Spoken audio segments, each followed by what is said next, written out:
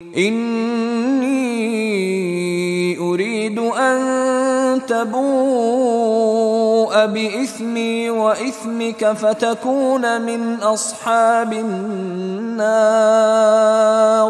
وذلك جزاء الظالمین۔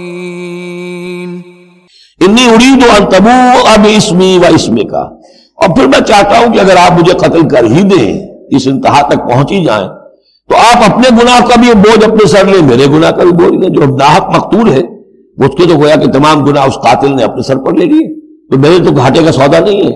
What do I stand to lose؟ آخر میری کوئی خطائیں ہیں، میری کوئی غلطیاں ہیں، کوئی گناہ میں نے کیے ہوں گے، اگر آپ ناحق مجھے قتل کریں گے تو میرے ان تمام گناہوں کا وبال آپ کے سر آ جائے گا، تو مجھے تو کوئی نقصان والی بات نہیں۔